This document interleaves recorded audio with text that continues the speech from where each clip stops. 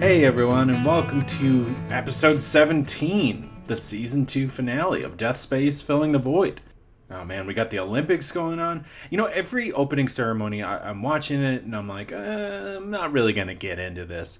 And the second I watch a match of any kind, I'm screaming at the TV. There's just so many storylines. That Alaskan swimmer that her whole town was beating each other over the head seemingly with chairs because they were so excited. I watched a woman from Bermuda win a triathlon that she was the first person to ever win a medal for Bermuda in anything. That's awesome. One sport that sticks out though to me is water polo. It's crazy. It's a crazy sport. Water polo is like when you would go play in a pool with your older cousins and they would just drown you because they're bigger and they fight dirty. Except it's all deep end. And there's no... And your mom's not there to break it up. I'm going to say it. Water polo, you might have to be crazier to do water polo than run a triathlon. A triathlon, you're just getting places, you know? There happens to be water, you're swimming. You happen to find a bike, there we go, we're cruising. Bike breaks down, you gotta finish the way on your feet. You know the water polo players are punching each other and kicking each other. Someone who doesn't have their toenails clipped or something like that, they're kicking you. That sounds awful. It's fun to watch. It's definitely fun to watch. Well, in this episode, it's my turn to be interviewed. I unfortunately lost my grandfather a little bit ago, and I had my girlfriend Jamie Valencour come on and interview me. She was on the first episode called Why a Podcast on Death, where I interviewed her about the loss of her grandfather. I was just very nervous to talk about it, and yeah, it's certainly heavy. So I've said it a few times on this podcast that I recorded all of these, or most of these interviews, while in Brooklyn during like the major lockdown, and it was so nice to have a creative outlet while also exploring ways to improve my own mental health and hopefully provide something that could help others as well. So it's a little sad that season 2 is done. But the good news is I'm now moving on to season 2 of That Gives Me Anxiety with some more episodes that I recorded during lockdown. In that podcast, we pick a topic every week. Some examples are the dentist, body toxins, deep water, and I bring on experts as well as people who are nervous about these things or scared of these things. And hopefully we come to the conclusion that things are not as scary as we think. Or find ways to help ourselves deal with the anxiety these things cause us. And while that season's going out, I'm ready to start recording season 3 of Death Space Filling the Void. I've got a lot of good ideas, and I'm ready to get going on them. I just want to thank everyone that helped me start going on these podcasts. Jamie Valencour for being supportive and also helping me with the visual design. Rajiv Fernandez, who I interviewed in the Dead Dads Club episode, also helped me with the visual design for social. The advertisers of companies from people I know. Steve Bradbury from My Software Tutor, Mary Alice McNabb from The Cardist, and Matt Morrison and the Cheat Joe from Garnished Entertainment. If you're liking the show, please remember to rate and review it. And check out the show on Facebook, Instagram, Twitter, and YouTube. I'll definitely be giving updates on the different things that I'm recording. And also, definitely check out That Gives Me Anxiety. Well, now it's time for me to talk about the loss of my grandfather, my grandmothers, and to talk about death communication in general. I just want to say to my family, I love you. And to everyone listening, thank you so much for doing so, and enjoy. Well, we've got Miss Jamie Valencour coming back to Death Space Filling the Void.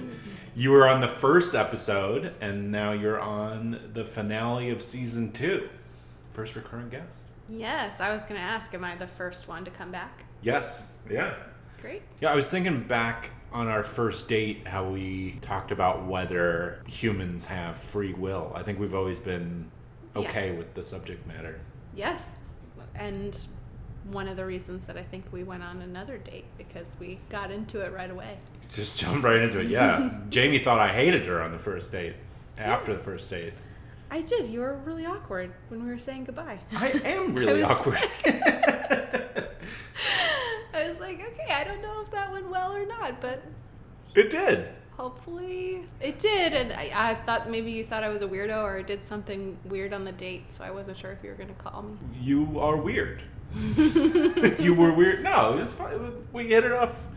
I didn't want to put any pressure on how we left things, so I just wanted it to be casual. It just took the pressure off of that moment, right? Because it's like, do we hug? Do we kiss? High five? What do you want? Yeah, so you said, okay, I'll see you later then, maybe, I guess. Did I say it like that? That's, oh my gosh. Maybe I guess if that's okay, if you ever want. I was like, yeah, okay. Yeah. Well, that's. And you didn't hug me or touch me at all. That was it. There you go.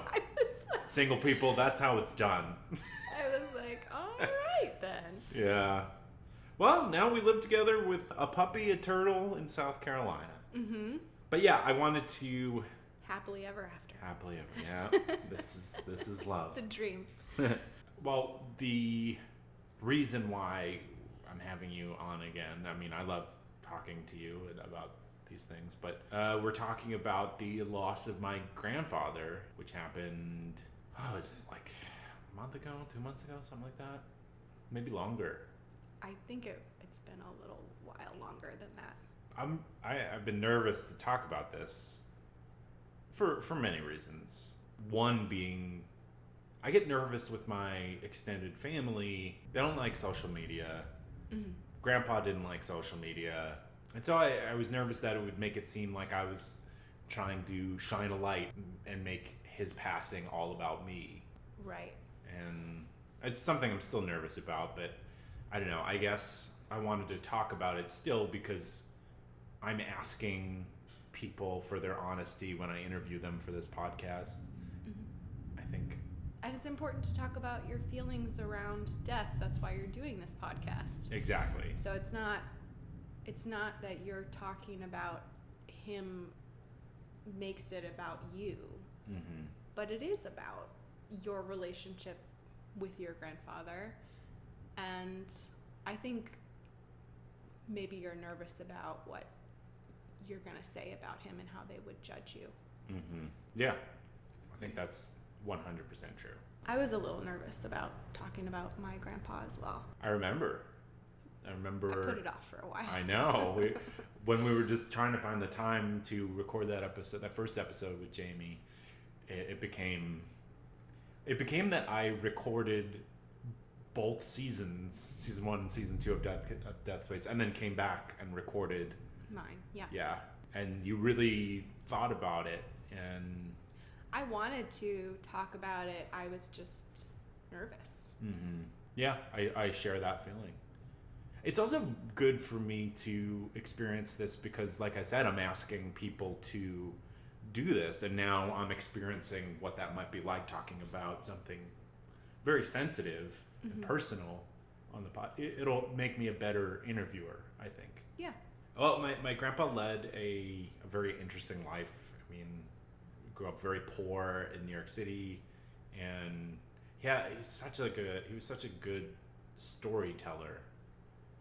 My grandpa was too. Yeah. I feel like that generation knew how to and valued storytelling. Right. Yeah, that's a great point. They also what that generation had to live through seems so wild to us, right? Mm-hmm. Like your grandpa had an outhouse in Minnesota. Yeah, he bought a shack. I believe it was $3,000. Crazy.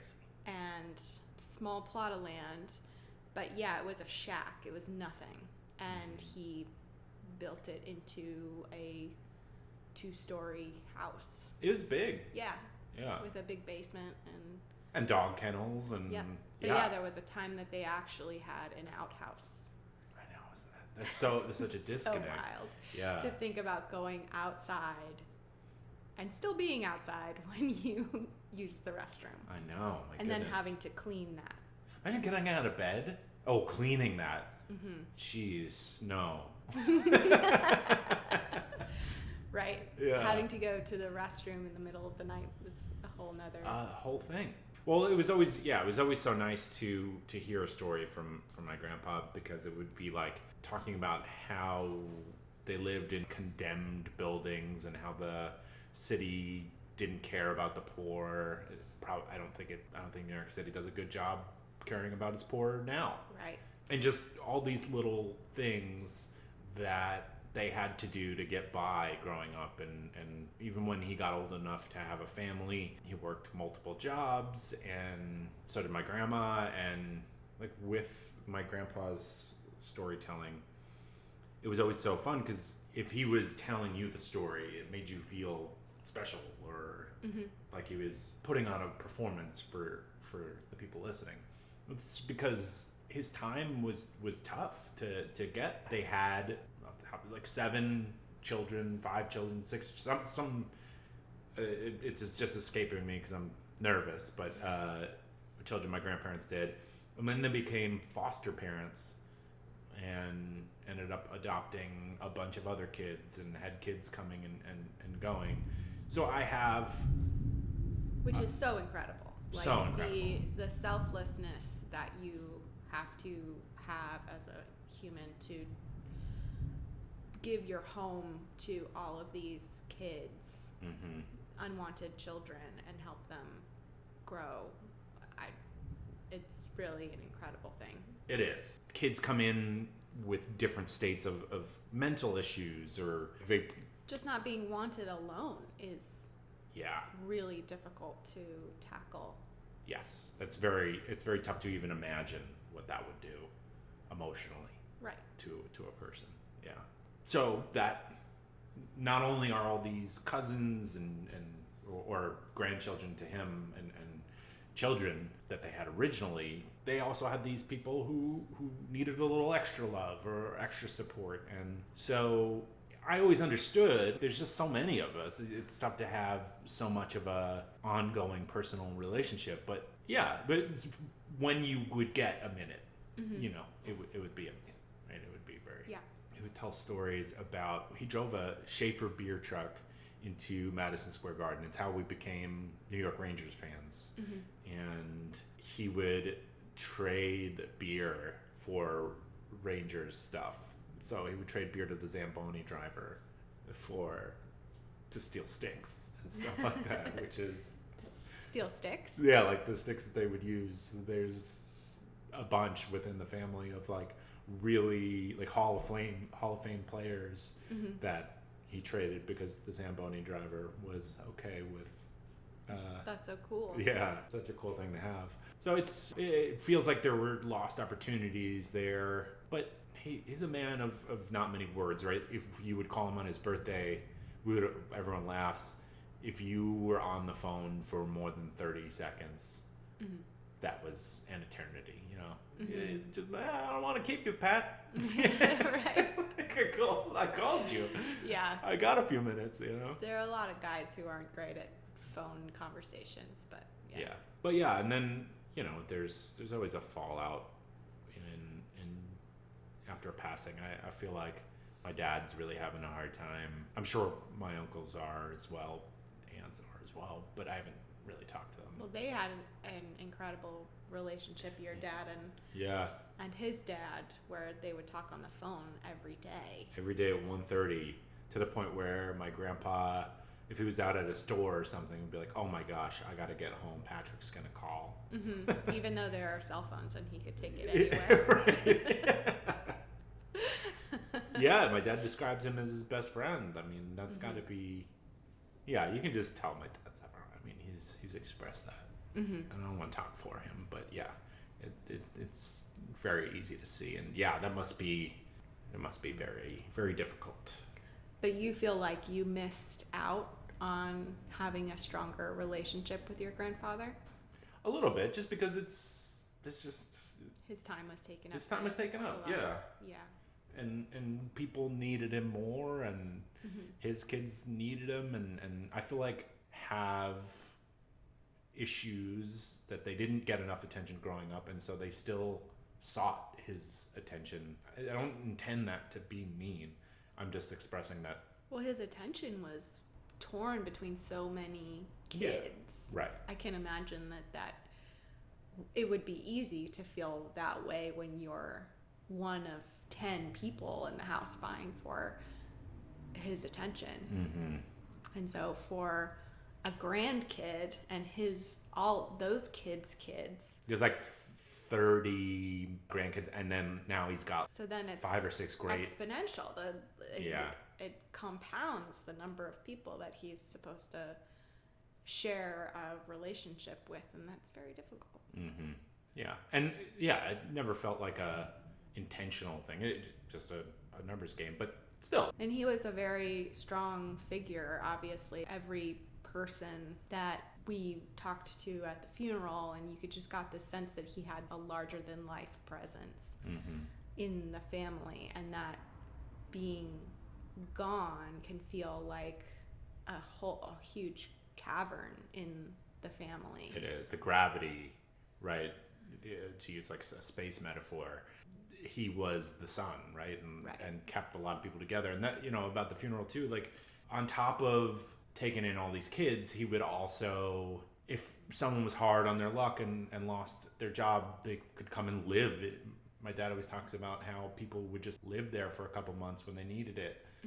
He would lend people money, but what little money he had. I mean, just... Yeah, he was not a rich man. I hope you don't mind my saying that. But it's not like he had he was all the money in the world. He didn't even have a huge house. He just opened whatever he had and gave whatever he had to others, which very is selfless. Pretty incredible. Yeah. It makes me think about the funeral was kind of impersonal. There's a few things I want to talk about related to the funeral and the wake itself. Okay. But the fact that the funeral didn't allow us to give a eulogy at the church feels so weird. So we got this like bland discussion, and I remember the priest had some aside being like, oh, I 84, I wish I would get there, and then listed, he's like, my blood pressure is kind of bad, and this, and it's like, what are you doing? Right. It's just, I don't know. I think as a practice, a eulogy, I guess a eulogy can be a bit of a daunting task for someone who's grieving, but it also could be so nice, as opposed to that, which was just right. Seemed like a canned speech that he had delivered, and we heard about his blood pressure issues. Everyone got to speak at the wake, though. Yeah, of course. Yeah, I don't know. So the wake, this was before we were vaccinated. It was kind of early in the vaccination efforts. So I remember, and was talking about this with my sister Jenna when we were in the car, and was just overwhelmed with the anxiety of getting that many people together, and people were hugging, people were wearing masks, but at times they were taking it off, and some people weren't wearing masks as much as they should and kept having to be reprimanded. And that, how that affected the grieving process, because I just felt numb and tense and nervous about, we're going to have another funeral, right? Because of COVID. And I remember expressing that I was like searching for grief, that I was like trying to pull it out of myself a bit. I think that's a pretty common experience. Like I said, with my grandfather's funeral, I felt pretty numb, and it took a while for it to sink in with me. Some of the regret and things that you have when people pass, like you didn't spend enough time with them or get to know them as well as you could, or that you're not going to be able to ask them certain questions that you, for me, I was younger, so I realized that I wouldn't be able to talk to my grandfather as an adult, and that was really devastating to me, because I had so many questions about things that I'm not going to get into, but mainly about my family and how he viewed things. And that perspective, even people who knew him very well and maybe could speak on his behalf, still I will never have his actual Right. words and his actual feelings about it, because as much as you may think you know a person, until you start asking them specific questions, they can surprise you. Yeah, I think it is finally starting to set in a bit more. I mean, I definitely cried at the burial, the cemetery, and that, it feels weird to say it felt good, but it did. Mm-hmm. It felt like, it just builds up in your chest, right? Yeah. Until you Release it a little bit, and that is healthy. Still there, and it can drag you down if you don't release it. Right. And because that, this idea for a podcast, I had the initial idea for it around when my grandmother, who lived with me, passed, because I couldn't get the grief out. It just stuck in me somehow, and I would have days when I would get really angry, and you didn't know why. I didn't understand why, right? And how long did it take you to realize that you were holding on to that? I think like a month or so. Okay. Maybe a little bit longer. And then I had this idea of making, I was working for Buzz 60 at the time, making those short news clips, and I pitched this as an idea to make a web show, and it got close. It was almost going to become, I mean, it wasn't going to be called Death Space, but there was going to be a show about death that had some advertising behind it, but the advertisers. So regardless, it's just a little backstory out there, and wanting to get better at experiencing grief and going through it. And I feel... Okay, so you felt like there weren't enough outlets for you during that time of grieving your grandmother, who you were very close to. She lived in your house. Yeah, since I was 1. Since you were 1. Yeah. And how old were you when she died? It was 8 years ago, so I was in mid-20s. Wow. Yeah. So that was profound loss. Probably by far the closest person that had ever died. It's one of those things where it's the only time I've felt someone that lives in your home. Like, there's an emptiness in the home. That's a different kind of grief to me, where you would just expect them to be there. You go to make dinner, and you would normally go and tell her, and you're not doing that anymore. Yeah. So my other grandma had died before that, and that was awful. It's just a different kind, and I feel like with that grandma, she died slower because she had dementia. It was more, I had time to kind of the grief was more expanded, and I had time, and you knew it was coming, and it was kind of like, thank goodness, this poor woman. I mean, my goodness, dementia is just so awful. So that was different. When my grandma, who lived with me, passed, she had a stroke and passed away due to the complications within a day. So it was. Do you remember how old she was? Definitely lower 80s. Yeah, I don't remember the exact number. Okay. Yeah, but all of her sisters lived into her 90s and stuff. So I mean, not that because your siblings live to a certain age are you guaranteed that age, but she notoriously didn't take care of herself. A lot of sneaking cigarettes and Coors Light as a food group. There's something so charming about that for some reason. Right. You can't stop me. Right. Smoke my cigarettes and drink my Coors. She would stay up till 2 or 3 in the morning, just hanging out. That's so incredible. I love that. Did she have a mini fridge or? Yeah, we ended up giving her one. A one from my college dorm. Went in there. Yeah, she was freshman year. What are you gonna do? At that age, you're not gonna change her. She wants what she wants. Yeah. So that is a good point that you were saying about the wake and feeling numb. I have definitely experienced that before. The grief comes later. But also, I've also felt in wakes where I was like, why aren't I crying? What am I doing? Yeah. But then why am I yelling at myself? Yeah.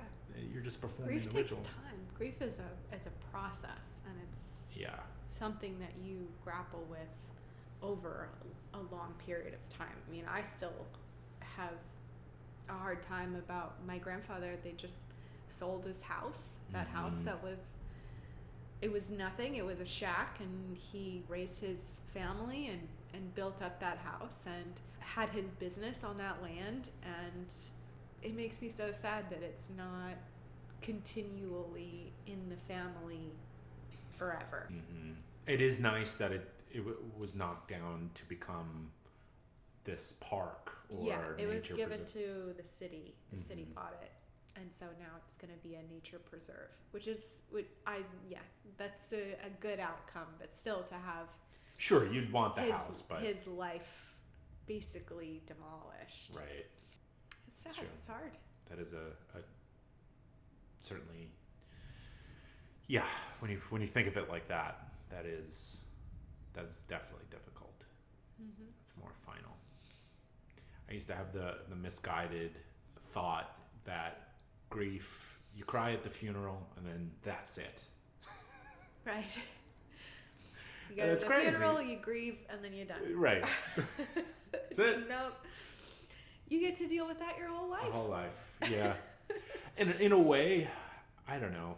I feel like you never forget a person like that. It's painful as shit, but I think from that perspective, you're never like truly letting them go, nor would you want to. What a meathead thing to think.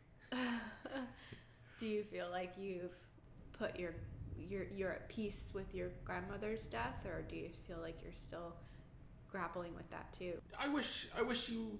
It's sad that you didn't get to meet her, because my parents and I quote her all the time. I mean, she's such a character, and she was a part of our home our whole lives. So she would at like 5:30 come out of her room and come into the kitchen and be like, "Are we eating here tonight?"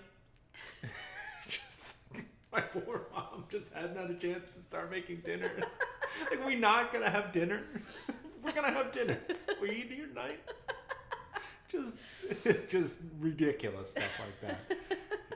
Yeah, I just like you're saying. There's just times I wish you met my other grandma. I mean, I'm so glad you got to meet my grandpa. I mean, my other grandpa died when I was 1, so I didn't really get to meet him, unfortunately.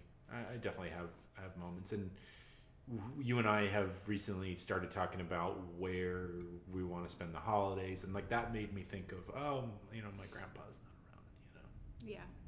That's where, or like the next season of the New York Rangers. I mean, that's something that we connect. You always laugh at me because my dad and I would go a lot, or my sister and I went the last season before the pandemic, and I don't know, it's like going to a game or it's to be clear, I'm laughing about how you guys pretty much only talk about family and stuff. Like like work gets done within the family at the Rangers game. Yeah. Like that's where you have those conversations. Yeah. So I just think that's adorable. It's very funny. So yes, it is like a gateway or a vehicle to talk about other things that you want talk about your family and emotions and stuff. Exactly. It's safe to talk about our emotions if people are smacking each other. And now that we live in South Carolina, I know that that's a soft point for you, that you miss doing that with your dad.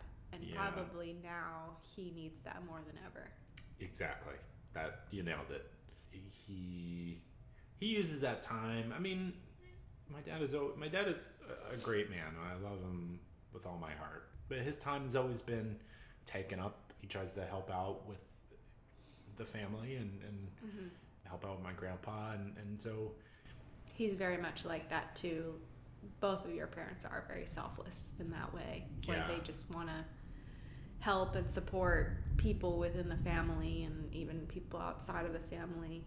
And so my dad would use that time to vent a little and let his hair down, so to speak. And he needs that time. Yeah. He needs that time more than ever now. So, but yeah, I mean, we had to do what we had to do, and I've trying to be better at making sure I call and stuff like that, and so just trying to morph that time into something else, like another way of doing it, right? Just trying not to leave, still trying to hold that space. Yeah. Oh man, I don't know if it's picking up, but there is a guy. I'm recording this on the 27th of July, 2 days before it goes out at 9 p.m. And there's a guy that just stepped out to trim his hedges. What do you think happened? He just got home from work, maybe shoveled down some food, and I was like, damn, I gotta get out there and fix those hedges. Like, how bad were the hedges looking that it had to happen right now? I mean, I guess you could have a busy day, but I don't know. If it lasted 2 more days, would you get laughed out of the neighborhood? Anyway, are your Excel skills optimized for your current job? Do you know the basics, but would you like to learn more? I could just see him out there kind of lurching around. Poor guy. My software tutor offers 3 levels of real-time Zoom-based courses with a live instructor. I just hope if he's like that upset about doing the hedges, that if he's got kids, they just give him a minute when he gets back in the house. He's just gonna need a minute. They all deliver practical, functional business skills in a friendly, supportive environment. Maybe he's got a My Software Tutor class tomorrow night that he's gotta get this done now. These courses will increase your marketability, whether you're an employee, job seeker, consultant, or contractor. Register at mysoftwaretutor.com and use the promo code POD20 to save 20% off all registrations. Oh man, you imagine if his battery runs out or he runs out of gas. It's just like 9 o'clock. Awful. A card delivers joy and connection. So would bring in this guy like a Modelo, right? I'm a big IPA drinker, but for lawn work, you want a Budweiser, a Modelo, Tecate, Michelob Ultra, something light, and probably a lager. You've earned it, buddy. But it's hard to muster that positive energy in this pandemic. Yes, that's very true. Introducing a writing specialist for the message inside your greeting cards. The Cardist Studio creates your message, writes it in the card, and mails it for you. All you do is pick the card and tell why you're sending it. No errands, no emotional exercise.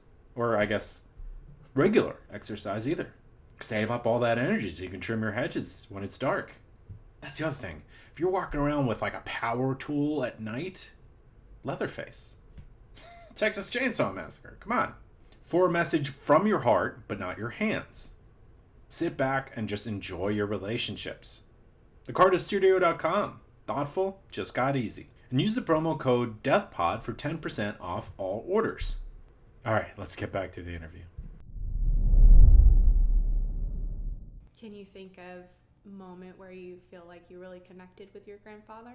Yeah, I think he was always thrilled to see people advancing themselves through education. So I know that he was proud that I went to college and proud that watching his pride for Jenna graduating from law school was huge. I mean, you could just feel it. I think he believed in education creates opportunities, and so I felt that because he had to work so hard in so many jobs just to make ends meet. A way out is through education, and not a lot of people graduated high school. I think my dad was the only one who went to college from his brothers and sisters, and not that college is the end all be all, but I mean, we're strapped with student loan debt, so there's that too. Crushed. Part of we moved to South Carolina because taxes are cheaper because we're buried. Right. So yeah, that's a whole nother. You lose. A whole nother show. Yes. Another moment that comes to mind was actually on 9/11. My dad worked in the towers and was there, and there was a bit of time where we hadn't been able to connect, or maybe my parents had. I know my mom described some time that she wasn't able to get to him. You know, the cell phone towers were jammed with everyone just trying to connect. It was just crazy. And I remember just being like a ghost. Yeah. And so the school had everyone who had a parent go to the gym, and just like the emotional trauma that could have happened to, Right. well, let's just give them some room. Oh my gosh. So you were just in the gym with other kids who weren't sure if their parent was alive or dead. Yes. Yeah, just What was sitting that there. like? At first, I was like, why am I here? I'm being a baby. And really, as it set in, it's like, no, I'm not. This could be insane. Yeah. And I remember one by one, they'd let you use the phone. And people would be like, Mom, have you heard from Dad? Right. Like, just, and I remember the women who worked in the office were just like sitting here, like hands in their hair, like pulling their hair out.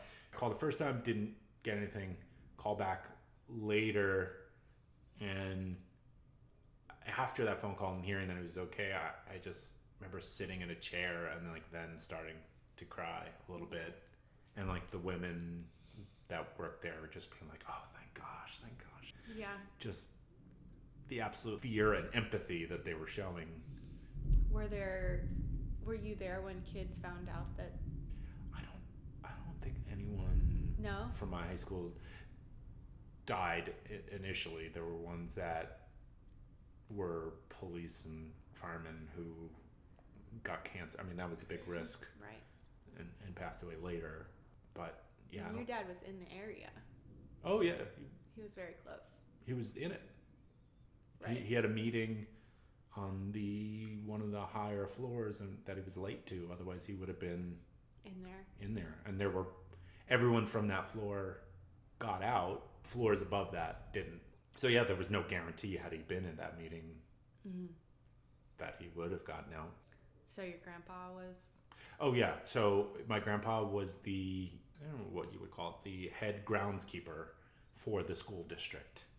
And so He was with you? So him and my cousin Ryan, 2 years older than me, he was in the school too. They sent both of them to just like come and hang out with me, and I was just so appreciative of just having family around, you know. It's also kind of funny because my grandpa wasn't talk about emotions kind of guy. So I remember they called me Packy growing up. And I just remember him They just still being, call you Packy. yes, I know. To jab at me. I have been told you're Packy forever. I know. And that I'm not allowed to have any say about that. I'm just like, okay. All right. That's clear. Yeah. Got it. But him just being like, yeah, you're right, Pack. Like, yes, Grandpa. There's a lot more said in the face, and Right. that was an emotional reach out. Yeah. I'm sure he's fine. I think. And then I think we ended up talking about the Rangers. Of course you did. What did he call them, shitheads, or like he always? It's so brilliant.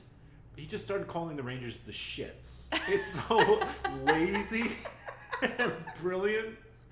Have you seen the shits? Complete love for the team and always follow them, but calling them the shits. The shits. There's no fun like reference. Like some people call the Rangers the rags. It's like, yeah, the rags. They're trash. But the shits. He was the first person to be like, this goalie sucks. We got to trade him. Or like the coach. It's always the coach's fault. We got to go. This guy's a bum. Yeah. He can't coach. Just like, all right, give him a minute. Did you check out the shits last night? Yeah. Yeah. You call him on you name the holiday. Yeah. And like, you been watching the shits? Oh, God. It's never find joy in it. It's never like, he never finds the the good part of it. Yeah. Very sarcastic. There was another time, it just made me think of this. It was one time that we were at a barbecue or like a block party or something like that, and we started to play wiffle ball in the street, and we being uncle multi-generation, and he got himself a chair, set up behind the person where the batter was sitting, and just made fun of every single batter. In like, oh, you're the apple of my eye. Oh, you're sweet. Oh, what a good kid. Oh, just little jabs like that. Being like, oh, you got all of that one. Oh, boy, you're a man's man. Like, just little, like, mean. But we were all dying because he was just getting everybody. It was like listening to an insult comic. Just, Yeah. I mean, and your grandfather's like Everybody's right behind getting you. roasted the whole Roasted. Just, yeah. That's hilarious. Just some mean shit. But it was just like, whatever. It was fun. Mm-hmm. Oh, man. It sucks. It just sucks. Yeah. Because it's going to miss a lot of things that happen in your life. Mm-hmm.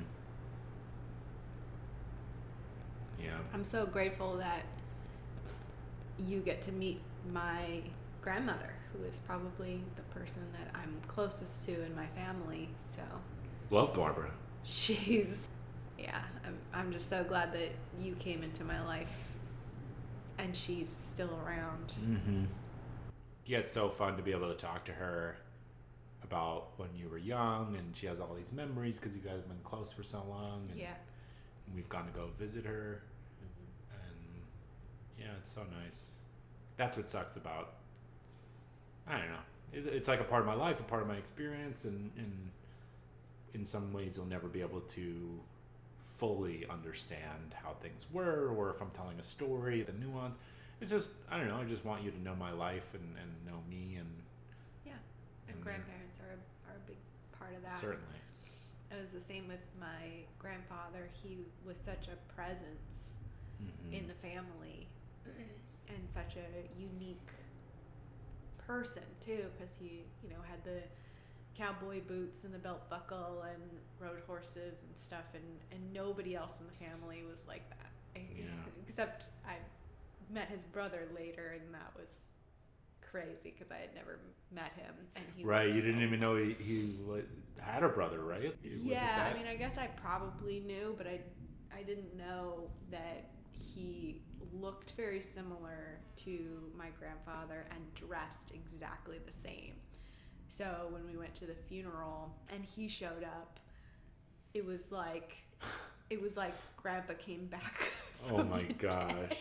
That's He also had not white eyes, but icy blue eyes. like gray, yeah. Icy blue. Okay. So he looked like a White Walker. You know what I mean? Yeah. So there were so many things about that experience where my brother and I looked at each other like, oh my God. Yeah. Like, we wanted to make sure the other one saw the same thing. Yeah. We hadn't just seen a ghost walk. Check the casket. Yeah. You seeing this? It was so wild. That is, oh my gosh, I can only imagine. That is so wild. I'm so thankful that no one got sick Yeah. in the wake, and people can start to grieve, I guess, and deal with the fallout of such a large figurehead, the paternal leader of the family. Yeah. Yeah, I mean, my uncles they always called him Paulie, the head of the crime family from Goodfellas. Yeah. I think about, I mean, especially since starting this podcast, I think about death every single day.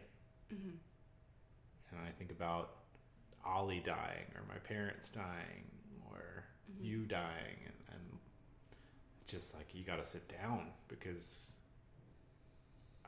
it's so crazy to think. And it's like being hit over the head or hit in the gut, really, and there's no solace, there's no protection from that.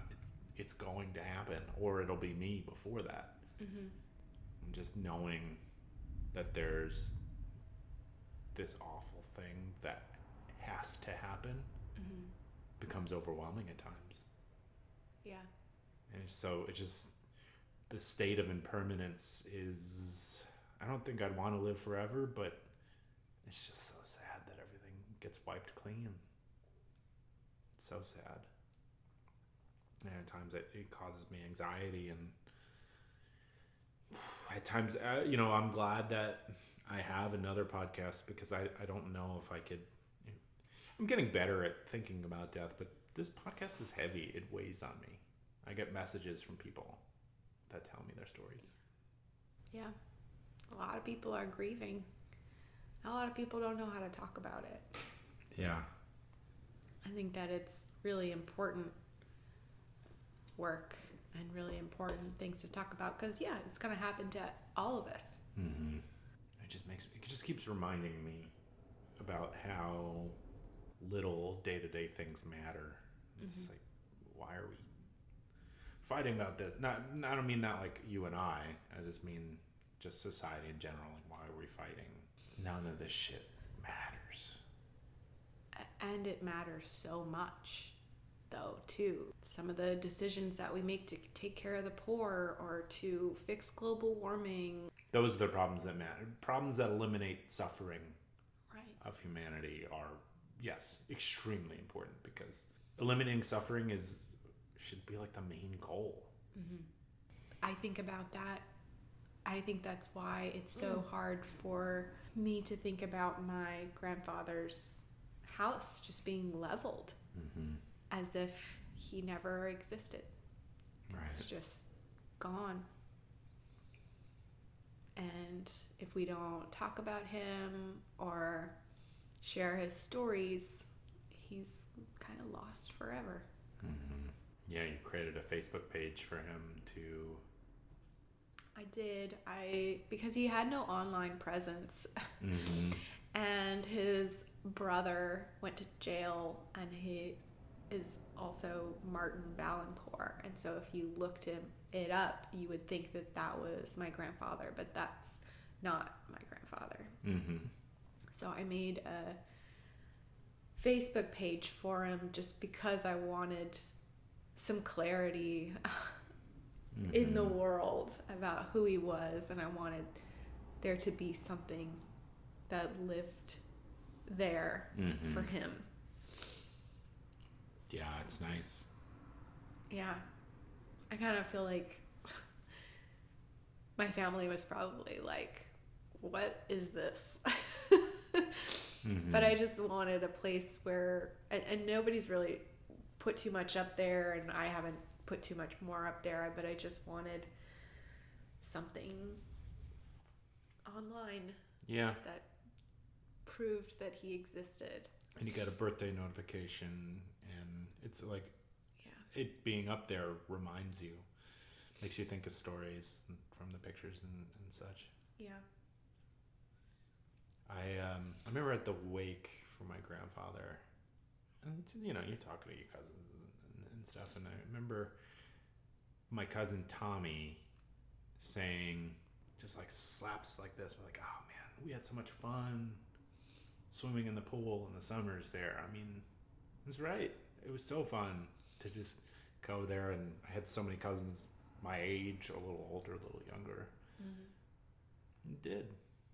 It was, I don't know, that like cut through a lot of the numbness to be like, we did. I don't know. It's a nice thought. Doesn't, it's a very complicated emotion that I'm struggling to describe. But although I'm sad, it's like really nice to have these nice memories and just be like, we enjoyed the time that we had, kind of thing. I think that describes it. It's like, that was so fun. And we all have those memories. And it was just nice to hear it from someone else. It's like, I know I had that, but it's just like so great to hear, oh man, like, yeah, that was awesome, right? And so stories are both good because it keeps people alive. They can be bad because they can, not necessarily bad. I feel like tagging it with good or bad is wrong, but making you feel grief again. Yeah. As well, but it's important to have those feelings. The grief just shows you how much you loved them. Mm-hmm. And it's so incredible that we get to have that love for people. Mm-hmm. Yeah, it just makes you think about how much everyone walking around has a few punches to their gut. Yeah.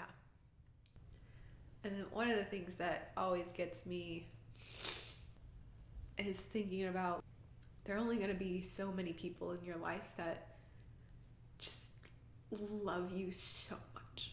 Mm-hmm. Just love you so much. And when those people are gone, that's really tough. Mm-hmm. Because there's no replacing them. Yeah. I've thought about being older and down the road and just feeling weighed down by the amount of people that have passed. 'Cause you never really let go of it, Yeah. And could you imagine and it could happen, where it's just like none of your friends are still alive or Yeah. family, and it's just you just waiting for your turn. Yeah. It's haunting. But man, it just means that you have to enjoy the time that you have. Yeah. Really savor it. Because exactly like I was talking about with the pool memory. I mean, I think that makes it easier. And to recall good memories makes it easier because it's like it's an opportunity to reflect on the times that you didn't waste. We talked about how times when people die, you feel like you missed out. But when you're thinking about fun memories, you're like, yeah, that was great. I'm glad we had that time together. Yeah. Do you feel like you're thinking about death more often? Though it does scare you and it brings up the idea that you're going to die and everyone around you is going to die. Does it also make you appreciate what you have more? I think it does. It's sometimes difficult to push the bad thoughts aside, but it definitely makes me appreciate and just reminds me to get lost in the moment a bit. And it also can be anxiety inducing where it's like if I'm missing something or not at something or that I'm not doing all I can to create good memories, and that can become a bit of a runaway train where it's like you're not doing it, you're not enjoying, you're not being where you should be or doing what you should be doing or appreciating things as much. Mm-hmm. And that's certainly not what you want to do, because that just becomes a way that, I don't know, it makes your life so much harder, right? Or unnecessarily difficult. Mm-hmm. Which is probably why we don't talk about it. Yeah. As much as we should. That's true, because it can become this daunting runaway train of anxiety and existential dread. But there's that, it's always in the air. Like it's always this thing that's looming that nobody talks about. We just don't acknowledge it, don't pay attention to it, mm-hmm. which seems wrong. Well, because seems like it's one of the only things, like we should be talking about it all the time. Yeah. Because number one, it helps people. Number two, the alternative is worse, I think, where if you're not prepared to talk about it or think about grief, going back to how I felt with my grandma, then I think you're holding on. Mm-hmm. It changes your posture. It just like you have this evil inside of you. Yeah. That changes who you are. It can make you snap at people. It can make you sleep less. It can have actual physical ramifications that are certainly going to be negative. Yeah, anything like that where you're not addressing the actual problem, it it just stews inside of you until you can finally talk about it. Mm-hmm. Yeah. And I wonder what it would take to, I mean, I hope that this podcast really takes off and a lot of people find it, but it itself is not a cure-all for society, right? I don't have any disillusion thought like that, but I'm curious what it would take for humanity to be more comfortable in discussing death. Mm-hmm. Right now is a good time coming out of COVID to talk about it because we all have this negative experience together. Mm-hmm. It's in the air, but would it take more negative experiences like that? You know, is it something that we'd have to talk about in school? I always like the idea of changing school curriculum, and that might be an interesting thing to be like, your emotions, grief, sad, you know, like starting young, just like teaching a language. Yeah.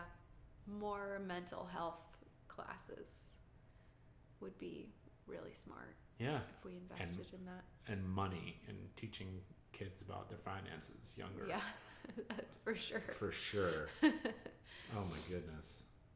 But I do feel like it makes me more grateful for the things that I have and moments with family or moments with our dog, or, you know, catch myself and just be like, oh, thank goodness for this. You know? Yeah, I make sure I try to find time to make sure that I'm playing with Ollie as much as possible and making sure that we're going out and doing things, and because I know it's finite and I want it to be great. Well, thank you so much for talking about this with me. I'm so glad that we have this level of communication. Whew. And yeah. I think this was a Black Mirror episode, but I think that it actually exists where you can like upload conversations that you've had with this person, and an artificial intelligence can simulate the conversation that you would have with them, and you can text them back and forth. Oh, wow. Yeah. Actually, I watched a video of it where a reporter was doing a story on it, and she did it where she uploaded, I think it was her fiance, all of their communications, and then it like spoke to her. She communicated with the artificial intelligence that was mimicking her fiance. That is... Her fiance did the same thing too. That's so wild. Well, is that like an I struggled just learning about this. Is that like an emotional crutch? Is it healthy? Is it healthy? Not right. Healthy? Is it helpful? And thus, who cares if it's something that can help somebody? But my goodness, I can't believe they can do that. Yeah, that's, I would imagine, pretty controversial. Yeah. Because I don't know if that's good or bad. Right. It's a little concerning because you think then somebody could have just a artificial intelligence relationship and that's it. Mm-hmm. It undervalues our human relationships, right, and the nuances of those. Right, like you maybe start texting that thing questions about your life, or like making large decisions. Right. Yeah. And people change. People, of course, yeah, don't always hold the same opinions or the same values throughout their life. They change their minds. And so I don't know if that artificial intelligence takes that into account. I would guess that it doesn't, because it's trying to mimic this person based on previous communications, but yeah, kind of wild. Yeah, wow. I gotta do an episode on that. Yeah. Well, I feel good. Yeah. I feel good. I mean, I don't feel good in terms of like, I feel sad. And you're gonna keep feeling sad, but at least talking about it hopefully made you feel better. I didn't know you had this going on with your grandma. Yeah. This like thing that you were holding on from her death. Yeah. Yeah, it just feels like I let the tiger out of the cage a little bit because I knew we were going to do this, and now I just feel like a little deflated from, not deflated, I don't know, just like actually experiencing some emotions. You feel tired. Mm-hmm. Yeah. It's hard when you are holding on to something for so long. I mean, 8 years since she passed. Mm-hmm. I mean, I've dealt with. It was more to explain how shitty I was doing at experiencing my emotions, and where, for my grandpa's, I was actively trying to find space for me to grieve because I was so nervous about COVID and stuff. Mm-hmm. That it was more just anxiety the whole time and Yeah, not grieving. Exactly. Yeah, I bet a lot of people have experienced that. Mm-hmm. Or some people aren't even able to have grieved their loved ones because they lost them at like the height of the pandemic. Right. Probably had to go back mm-hmm. and have some sort of funeral or something. Right. Be interesting to talk to somebody who went through that. Yeah, how the wake or just the funeral traditions are different. Mm-hmm. Well, I love you very much. I love you too. I'm glad that we could take this time to talk about your grandpa and your grandma. Me too. I hope by sharing my experience, you guys got something from it. It's certainly scary to be that open and honest with the world. I definitely feel that. But I just want to thank everyone for being supportive and listening and reaching out on social media. I truly hope this has provided some value. Yeah, and I really hope that you'll check out That Gives Me Anxiety. It's a lot of fun with certainly a lot to learn, which is nice. You get to laugh and learn something as well. Oh, thank you again. And I'll talk to you soon when it's time for Season 3. Take care of yourselves.